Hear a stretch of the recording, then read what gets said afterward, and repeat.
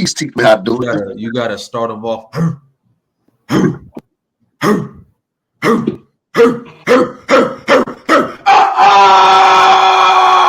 Blake Brown in the building, baby. The Wrestling Podcast. Sorry, I had to do my own intro. I had to, man. But go ahead. No, hey, that's all you, I'm brother. intimidated, man. I'm intimidated. Yeah. That's enough. You scared me for a second. I thought it was a pit bull behind me. I was really scared for a second, man. Baby, my presence felt everywhere. Hey, man. How you doing, my brother? I'm doing great. I'm blessed. I'm alive, kicking. I look better than I've ever felt in my entire life. I mean, come on. I'm built like a brick house. And I'm out here just grinding, dog. I can't ask for nothing else. Oh, man. Absolutely, man. Well, look, it's great to have you on the show. We have the newborn leader over here. This man is a commentator. He is an entrepreneur. He is a lifelong wrestling historian. He is the Rain Man, Christian Rainey. What's happening, my brother?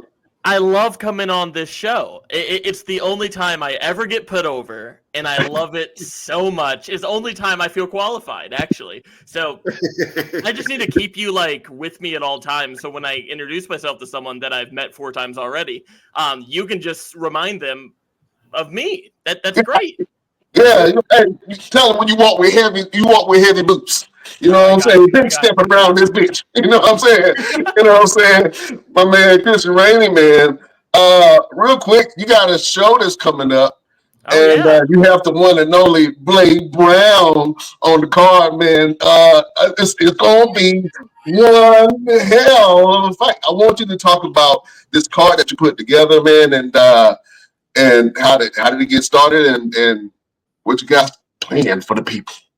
Well, what's kind of cool is thanks to y'all for sponsoring the Hyperdrive Championship match. Blade was actually the first one I reached out to about this show because I know he's local and I know people love him. So he is defending the Hyperdrive Championship against Maverick, who was trained by Roosevelt over there. Very fun, and there's been some words spoken between these two that I thought this was just going to be a fun little grap fest, and Maverick, I think he's an angry little dude, guys. I think there's that title. Wow, it just came under the table, just ready to go. He was ready. It's blinding me. It's blinding me. Oh man! But this card is awesome. I'm kind of priding myself off of. I don't need to bring guys from other states. Nah. Everyone's local, and it's going to be the best show you're going to see in December, or at least on that particular weekend. And it's all going to be by the guys in North Carolina because I truly believe that they are killing it more than in any other state. There's more talent in North Carolina than in any other state. And it's going to be awesome. The main event is the Brute Mark James against the Gate City Guardian TDT, a first-time matchup. They've never had a match together. They've been in a tag match once, but they've never had a one-on-one. Both guys have been asking for it for a very long time. And to put it for the heavyweight title is very, very exciting. I mean, this show is filled with people genuinely that you will see on TV in the next 5 years, without a doubt. And Blade Brown, I believe, is one of those guys. But I'm very excited about it. And thank y'all for giving me the platform to talk about it a little bit. Oh, absolutely, man. You know what I'm saying? You know you're one of the best damn crew. You know what I'm saying? So much support to you, man. I'm proud of you, of what you've been able to do and putting this great talent together. I don't look at these guys as local. I look at these guys as up-and-coming stars.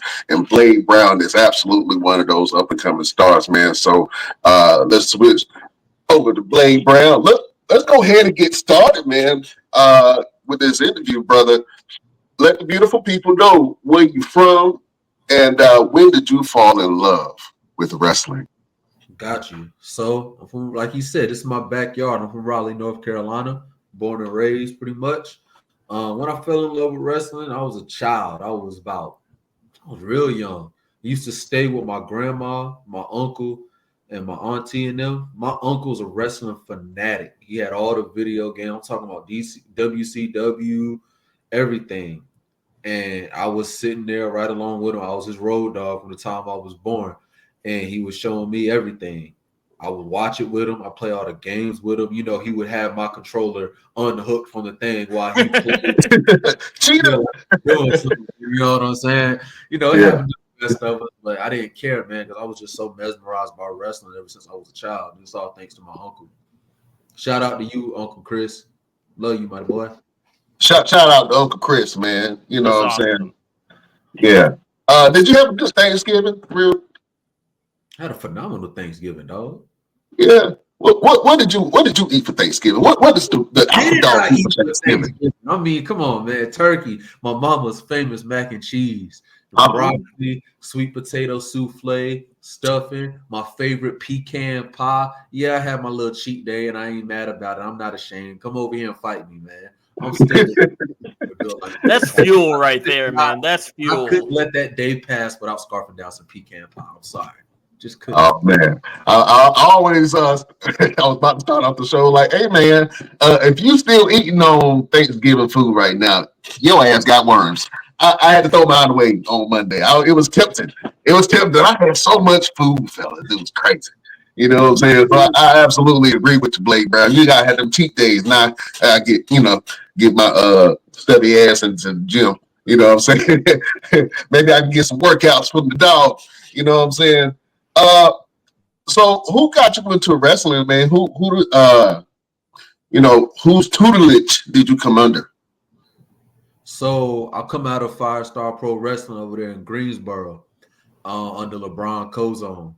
I'll tell you a crazy story. I got my first card back in 2019. You feel me?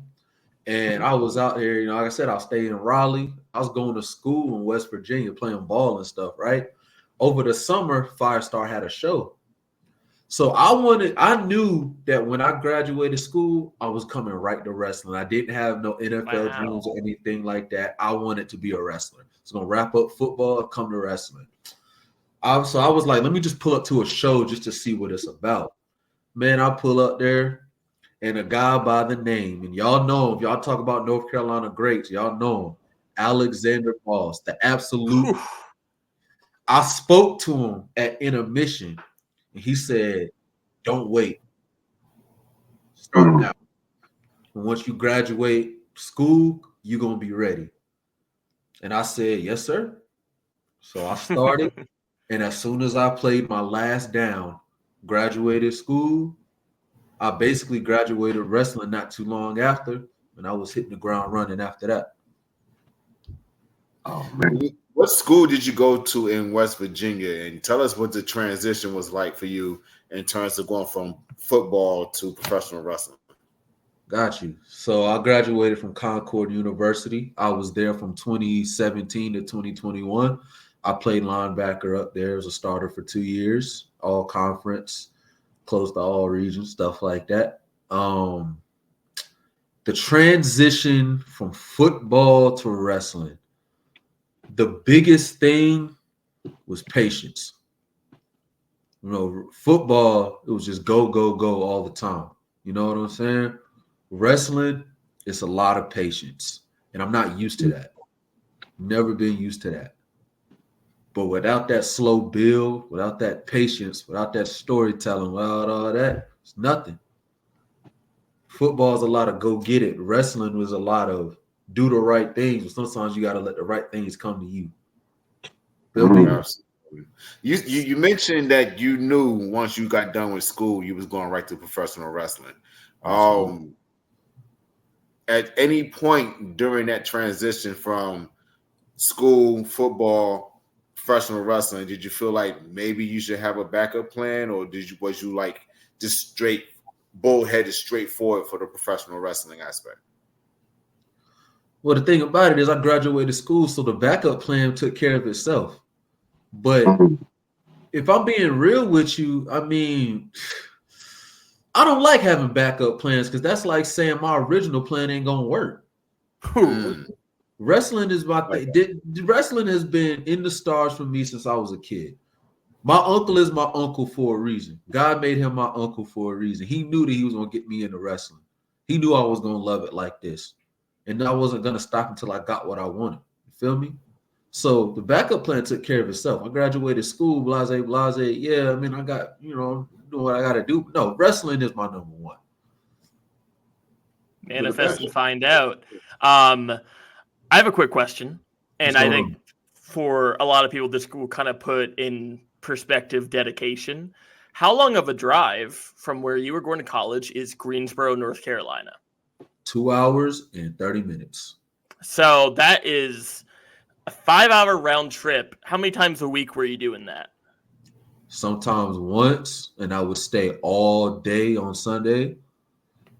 Or I would come, sometimes it'd be 2 to 3 times a week. It just depended on what I had open. Because keep in mind, playing college sports, that's a lot. So, but anytime I could find time, I was going. I used to have a job where I would work from 8 to 1. This is after football. When I was completely done with football, I would have a job that I would work throughout the week, work from 8 to 1. I would schedule extra time to get some private time. So I would come down to school, get there about like 3 something. And I probably wouldn't be back in West Virginia till like early the next morning, sometimes like 2 in the morning. Because I would stay go to school, be there for a hot minute, and then drive on back to the school. And then wake up the next day, go to work. That is incredible. Now, speaking of Alexander Moss, and forgive me for not having this information on like ready to go like I normally would. Have y'all ever had a match together? Unfortunately, no. It's been in the cards. Don't threaten me with a good time. Listen, that's the match that I've been waiting on my entire career. But the thing about wrestling, we talk about patience, it's got to be right. Sometimes it's just got to be right. If I got the match when I wanted it, it wouldn't have been right. Because I'm so much different now than when I first really started wanting that match. Now, it's different. It's going to be better. And I'm going to give him the match he deserves because I know he's going to give me the match that I want. Absolutely. He always does. That's part of being the absolute truth.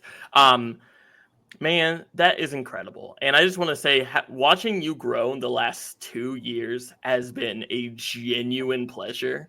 Because there's something that clicks with you that a lot of, I would even see some Firestar kids, it takes them a bit for this to click, where the crowd reacts to you in such this organic way. And that, I don't know if that can really be taught, but like to see that reaction and then your like competitiveness just meet it every step of the way, no matter how much it grows. It's like you rise with it.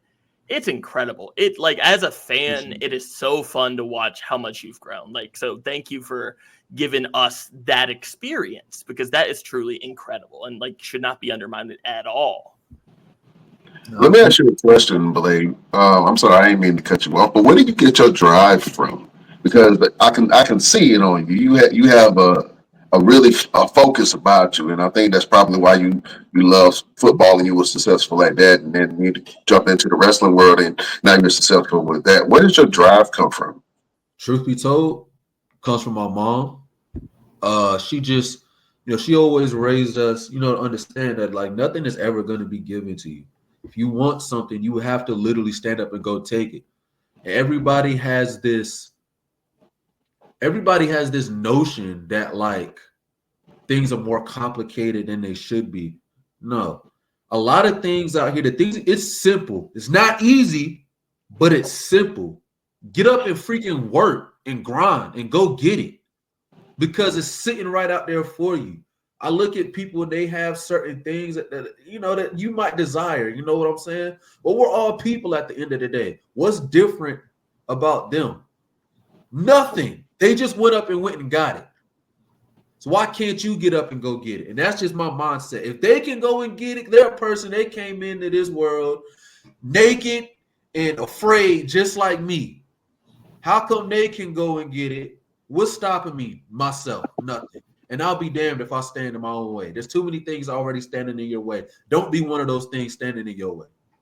That's fantastic, man. That's fantastic. And honestly, validating as hell to hear you say that because that's what it is. The only thing stopping you half the time is you. And like that's awesome, man. Yes, sir. Yeah, man. I love the passion that you have, man, for wrestling, and that you immediately know, all right, this is what I'm going to do. What's some of the biggest lessons that you've learned while in the industry? One of the biggest things is everybody's not gonna feel you, and there's nothing wrong with that. Because you got to think about it like this: do you like everything? No. I like rap music, but I don't like every rapper. But somebody's gonna feel. Somebody feels them. You know what I'm saying? So they're gonna appeal to them. So my biggest thing is just like, if one person don't feel you, that don't mean nothing. All these different promoters out here and everything, go show love to the people that's showing love to you. And Christian right here is a prime example. He said it straight out of his mouth. All of this talent in North Carolina, he's feeling them. He's feeling us. He's giving us a chance. So yeah, I'm gonna lean into him, and I'm gonna lean into that. You don't have to worry about the ones that ain't feeling you, because there's a bunch that are. You know what I'm saying? Second thing, biggest thing is, sometimes you got to make your own opportunity. There's so much, you're going to encounter a lot of nonsense, a lot of BS. That's life, but it's really emphasized in wrestling. You got to be a part of it to understand what I'm talking about. It's really emphasized in wrestling. But with that, you can always create an opportunity from that. And it just goes back to how bad do you want it. Go create your opportunity, because it really is sitting right there. You just got to go create it. Don't be afraid to do that. Absolutely. I met you a couple years ago, and I want to say you had just got started, and this day would never leave my memory, because we were sitting in the locker room of a show, and they said your name, and I immediately said one phrase, and then you looked at me and said, "Finally, somebody got it." Tell the people where you got your name from, and what motivated you to have that specific name for professional wrestling. Word. So there's this movie called Class Act. Everybody think about Kid and Play, and they go to House Party. House Party's cool, but I love